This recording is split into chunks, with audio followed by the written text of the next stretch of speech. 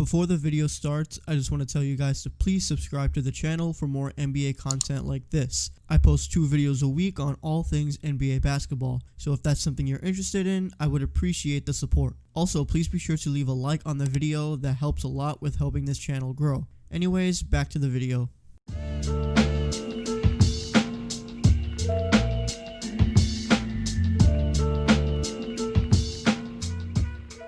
After a very entertaining and surprising second round, we now have the 2 teams that are set to meet in the Eastern Conference Finals, the Boston Celtics and the Miami Heat. My October self would not have believed for one bit that these 2 teams would be one step away from the NBA Finals. Well, to be fair, my October self wasn't ready for what 2020 would become. Anyway, both of these teams have made incredible runs in the first 2 rounds. The Celtics got the job done against the defending champion Toronto Raptors in a very interesting and surprising 7-game series. The Miami Heat, off of their sheer talent and grit, took down the best team in the NBA, the Milwaukee Bucks. But now the Celtics and Heat are set to face off with each other to determine who will represent the Eastern Conference in the finals. Both of these 2 teams are incredibly talented, so the question that we're all asking is, who will win? And that's what I'll be discussing in this video. I've been wrong before, and I might be wrong again. Just know that this prediction is my opinion, so please don't be too harsh in the comments. Your view might be different than mine. Anyway, with that being said, let's get right into it. Who will take home the Eastern Conference Championship?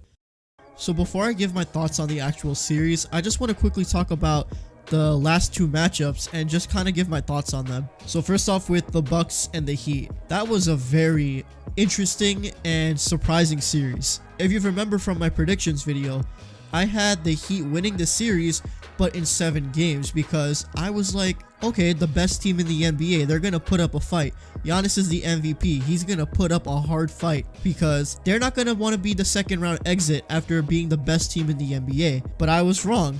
The Heat did a lot better than expected. And when you watch the Heat play in the first 2 games, you already knew that that's how this series was going to turn out. I mean, the Heat were just so talented and they had the right approach for how to stop Giannis. They essentially built a wall around Giannis and forced him to be outside of the paint and shoot or to kick it out to other teammates who weren't really contributing that much. And that's what worked for the Heat because Giannis wasn't able to be as productive as he would. And the Heat, who have such a deep, talented team with so many options, everyone had the opportunity to go off. Jimmy Butler had his games, Adebayo was contributing solidly, Tyler Hero and Duncan Robinson were doing what they do, which is shoot the ball at a high level. You had solid contributions from the bench like Iguodala, like Jay Crowder, and everyone else. The Heat just have such a deep and talented team that it was honestly surprising how effectively they were able to take down the Bucks. Now granted, Giannis did get hurt in game 4, and to be fair, Chris Middleton did really good in game 4, but it was too late at that point because they were already down 3-1. So the Heat were able to just easily capitalize off of that and take home the series. But yeah, I love this Miami Heat team, and I think I made the right choice before the restart when I said that I'd be rooting for the Heat. I just didn't think they'd be this good. I was thinking a second round exit at best. I didn't think they'd be going to the conference finals. But here we are. And just because of how gritty and talented and how passionate they are, they could easily make the finals just because of how much they want it. Alright, so now I want to talk about the Celtics and the Raptors. That was an incredible series. So the Celtics go up 2-0 and they crushed both games, to be honest. And it looked like, okay, the Celtics are gonna cruise to the conference finals. The Raptors, you know, they're just not in it this time. It's not their year. Siakam is having a really I'm gonna be honest, a bad series. Lowry was doing well, but not enough, and they just weren't really getting what they needed to stop the Celtics because the Celtics, just like the Heat, are a very deep and talented team.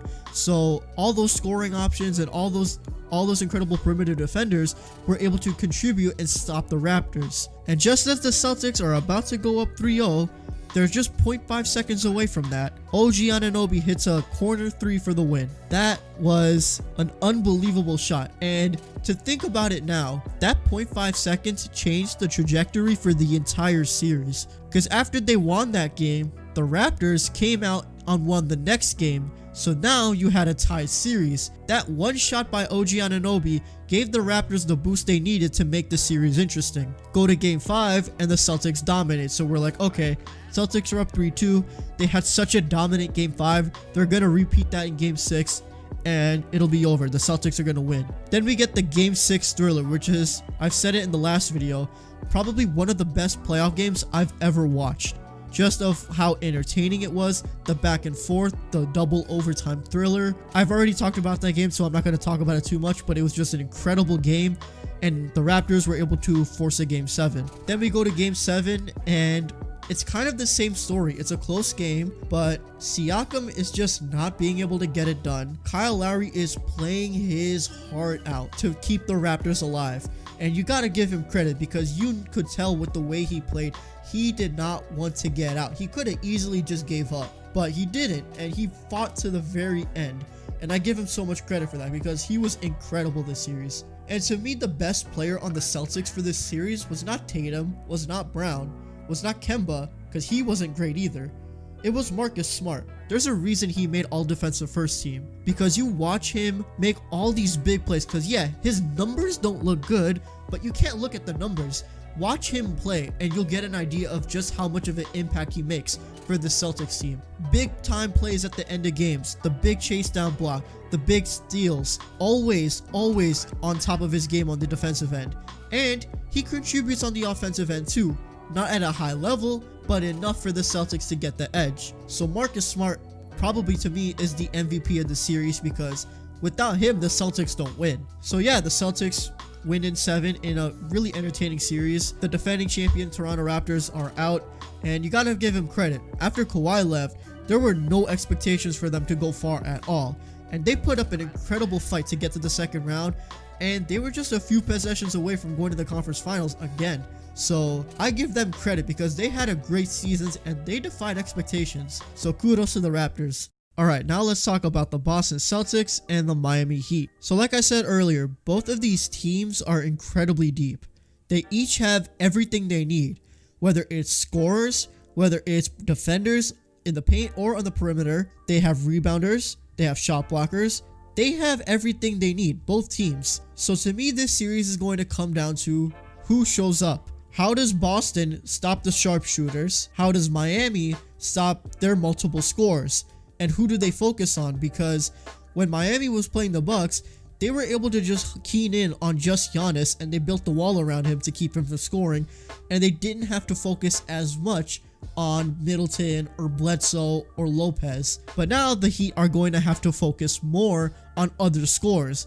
It's not easy for them to just guard around Tatum, because then you leave Brown, Smart, Kemba with options. And to me, these are the two X factors for each team. For the Celtics, it's Kemba Walker, because he hasn't been great, especially in the Raptors series. So he is going to need to have big contributions and play like the all-star that he is for the Celtics to go to the finals. And if he isn't making big contributions, to me, the Celtics don't have a chance, because they can't just rely on Tatum and Brown to be their primary scorers. And to me, the X factor for the Miami Heat is Bam Adebayo, who is the best big man in this series, because as good as Daniel Tice has been for the Celtics, he doesn't match up to Adebayo. So if Adebayo can dominate against Tice, the Heat have a really good chance. And for me, what this series comes down to is consistency. The Miami Heat have been, if you watch them, they've been consistent the entire playoffs. They have not really had an off game. Even if you count the one loss they had, it wasn't necessarily an off game. The Heat were able to dominate against the Pacers, they swept. The Heat were able to dominate against the Bucks and won in 5, and they haven't really had a bad game. So for them, consistency is what is making them so great, because every game someone is showing up. Even if Butler doesn't have a great game, or even if Adebayo doesn't have a great game, because they're so deep, they are able to win games or just perform well in games. And that brings me to the Celtics, who, if you watch them, they have not been consistent in the playoffs. They have had some incredible games, and they've had some pretty abysmal games. And you can even just look at the Raptors series for examples of that. I mean, when you watch the Miami Heat play, they play with so much heart, and it's the entire team. From the starters to the bench, everyone is just passionate, and you can tell watching them play. The Celtics, to me, are the more talented team, but they just don't have that strong grit and passion and that culture that could give them the edge to me. And when you have that on top of the inconsistencies, I just don't think the Celtics are going to be able to match what the Miami Heat are going to bring to the series. So with that being said, I could be wrong, but for the Eastern Conference Finals, I have the Miami Heat winning the series in 7 games. It will not be an easy 7 games for the Heat. This will go back and forth, I think. And in my view, this will be one of the most entertaining playoff series we will have seen in a while, just because of how talented these teams are. But yeah, I have the Heat winning this series. Alright, so that's going to wrap up the video. Thank you guys so much for watching. If you did enjoy, please be sure to leave a like and comment down below, who do you think is going to win? What do you have against the Celtics and the Heat? Who do you think has the edge? Let me know in the comments. I'd love to hear your thoughts. And if you haven't already, please be sure to subscribe and support the channel. Almost 90% of my viewers aren't subscribed to the channel, which is mind-boggling. So if you're watching this and you aren't subscribed, do so. I'd appreciate the support. I'm super excited for this series because the playoffs have been incredible this year. And when you have the Celtics and the Heat, who are 2 juggernauts, I can't wait to watch them go back and forth. It's going to be an incredibly fun series to watch. Anyways, thank you guys so much for the continuous support on the channel, and I'll see you guys in the next one. Peace.